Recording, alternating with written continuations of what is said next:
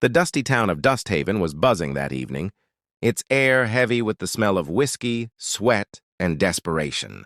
The sun was sinking behind the western ridge, bleeding streaks of orange and crimson across the horizon, painting the saloon windows like stained glass. Outside, wagons rolled through the streets, and townsfolk gathered near the auction stage that had been hastily set up in front of the courthouse. Tonight wasn't about cattle, land, or horses. It was about women. Brides, to be exact. Women left stranded by war, famine, or cruel fate. Some were widows, others runaways, and some simply unwanted. Among the crowd stood Clint Harlow, the richest rancher in all of Redstone County. Tall, broad-shouldered, and wrapped in a long brown duster, Clint was a man who rarely came to town except for business. People whispered about him. How he had turned barren land into a gold mine of cattle and crops. How he could outshoot any outlaw. How he had a heart made of stone. He had everything, money, land, power, but he was alone. His ranch was vast, yet silent. His home, big enough for a family, echoed with emptiness. He hadn't planned on coming to the auction, but some strange pull brought him here tonight. Maybe it was loneliness. Maybe it was fate. The auctioneer, a round man with a booming voice, announced the next bride. "Now, gentlemen, we have a special case here, a girl no one's bid on yet. She came on the train last week, all the way from the east. No family, no dowry, no background to speak of. But she's strong and can work. Let's start at $50. The crowd murmured but stayed quiet. The girl stepped forward slowly, and the chatter hushed. She was wrapped in a tattered shawl, her hair hidden beneath a bonnet, her eyes cast downward. Her shoes were torn, her hands trembling.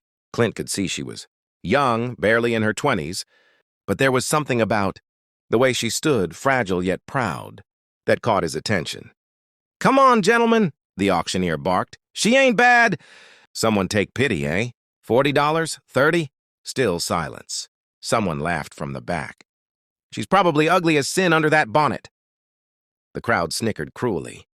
Clint's jaw tightened. He hated mockery, especially toward those who couldn't defend themselves. Without thinking, he raised his hand. $50, he said, his voice cutting through the laughter. The crowd turned. The auctioneer's eyes widened. Well, well, $50 from Mr. Clint Harlow himself. Do I hear 60? No one dared to challenge him. Sold. The gavel came down, and just like that, Clint Harlow had bought a bride. As the crowd dispersed, Clint walked toward the stage. The girl stood still, gripping her shawl as if it were her only shield. "Come on," Clint said quietly. "You're with me now." She nodded but didn't look up. Her voice, soft and shaking, barely carried over the noise. "Thank you, sir." He led her to his wagon, the night growing. Colder as stars blinked to life above them. The ride to the ranch was silent.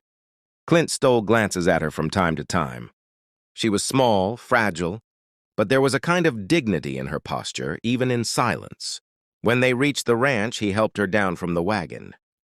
The big ranch house loomed ahead, its windows glowing with firelight. "You can stay in the guest room for now," he said. "We'll talk in the morning." She nodded again, still hiding her face. The night passed slowly. Clint couldn't sleep. He sat by the fireplace, staring into the flames, wondering why he felt uneasy. Something about her voice, her trembling, her refusal to meet his gaze, it all lingered in his mind. At dawn, he knocked on her door. "Breakfast's ready," he said. When she came out, the light from the window fell across her face, and Clint froze. Her bonnet was gone. Her shawl had fallen away, and there, in the golden light of morning, he saw what no one in town had seen. Half her face was scarred, terribly, brutally, as if burned long ago. But her eyes were the clearest blue he had ever seen. They held pain, yes, but also courage. For the first time in years, Clint couldn't speak. She lowered her gaze. "I understand," she whispered. "You didn't know.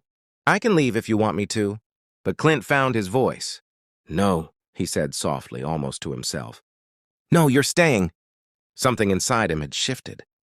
The man who thought he could buy anything had just discovered something money couldn't measure.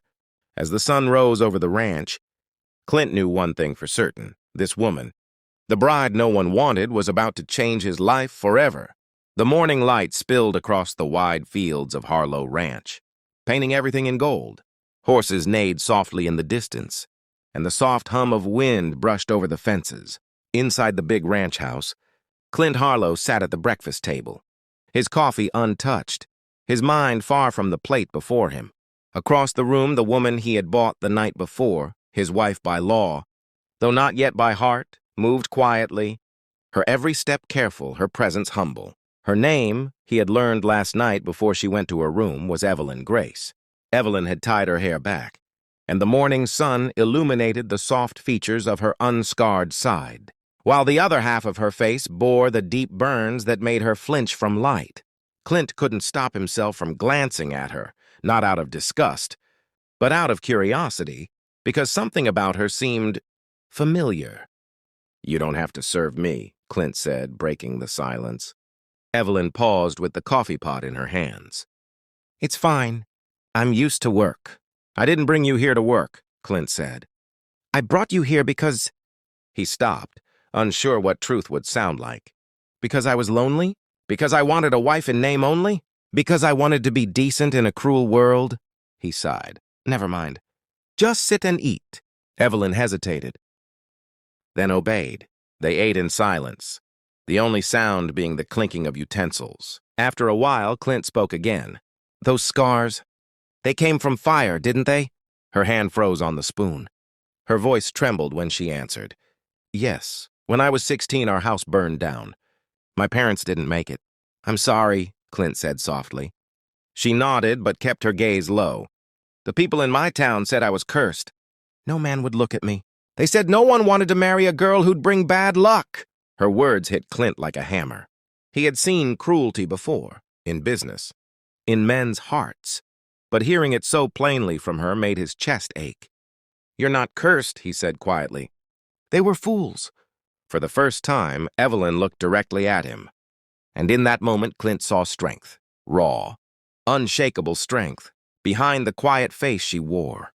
Days turned into weeks, and Evelyn began to settle into life on the ranch.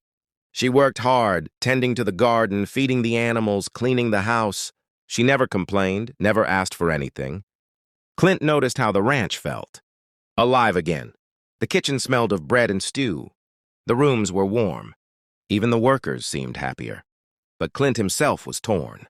Every time he looked at Evelyn, he saw both her beauty and her pain. He wanted to reach out, to comfort her. But a voice in his head kept whispering, "You bought her. You didn't save her." One afternoon, a storm rolled in from the west, fierce and sudden. Clint was out fixing the fences when lightning split the sky. Rain poured in sheets, soaking everything. Evelyn came running out to help, her dress whipping in the wind. "Get inside!" Clint shouted. "I won't leave you out here," she yelled back, gripping a post to steady herself. Together they worked until the storm broke, until the last fence wire was tied and the cattle were safe. By the time they stumbled back into the house, they were drenched. Evelyn shivered by the fire, her hair sticking to her cheeks. Clint brought her a blanket, his hands trembling slightly as he wrapped it around her shoulders. "You didn't have to do that," he said. "I couldn't just watch you," she whispered, her voice small but fierce. "You forget I may be unwanted, but I'm not useless." Clint looked at her, truly looked, and something inside him broke open. He reached up, brushing a strand of wet hair from her face, his thumb grazing the scarred skin. She flinched slightly, but he didn't pull away. "You're the bravest person I've ever met," he said. Her lips parted and tears welled in her eyes. "You don't have to say that." "I mean it," Clint said, his voice low, steady. "Those people who couldn't see your worth, they were blind. The world tried to destroy you, but you're still standing. That's what matters." For a long moment, they just stood there, inches apart, the sound of rain filling the silence. Then Evelyn stepped closer, her eyes locked on his. "Why did you buy me?" she asked. Clint swallowed hard. "Because something in me was missing," he said honestly. "And when I saw you, I didn't know why, but I felt like maybe you could fill that emptiness. I didn't understand it then, but I do now." Her breath hitched. "And now?" "Now I don't want to own you," he said. "I want to deserve you. The words hung in the air like a promise. From that day, everything began to change. Clint stopped treating Evelyn like a guest and started treating her like a partner. They worked side by side, repairing the ranch, caring for the horses, making decisions together. He taught her how to ride. She taught him how to cook better than his cook ever could. Slowly, laughter returned to the ranch. Soft, tentative at first, then full and joyful. But the peace didn't last forever.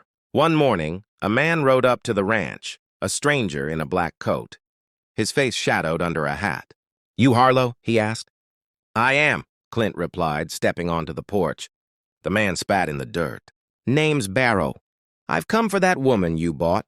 Clint's eyes narrowed. "Evelyn, she's my wife." Barrow smirked. "She ain't yours. She was promised to me back east. Her uncle sold her to pay his debts. She ran before I could collect." Clint's fists clenched. "You're lying." "I've got the papers," Barrow said, pulling a folded document from his coat. "Either she comes with me or I'll have the sheriff here by sundown." When Clint told Evelyn what the man had said, she went pale. "It's true," she whispered. "My uncle arranged it.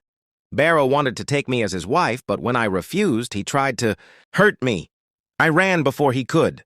Clint's blood boiled. "He's not taking you." "Not now, not ever." That night, Barrow returned with 2 men. Guns gleamed in the moonlight. But Clint was ready. "You'll leave this land," he warned, "or you won't leave at all." Barrow sneered. "You think you can stop me?" The answer came in the crack of a rifle. A warning shot split the night sky, and Clint's voice thundered, "Next one won't miss." Barrow and his men hesitated, then turned and rode off, the sound of hooves fading into darkness. When it was over, Evelyn rushed to Clint, tears streaming down her face. "You could have been killed." He smiled faintly. "Some things are worth dying for." She pressed her forehead against his chest. "No one's ever fought for me before." "Then they were all fools," he whispered, wrapping his arms around her. Months later, as spring painted the fields green again, Clint and Evelyn stood on the porch watching the sunset.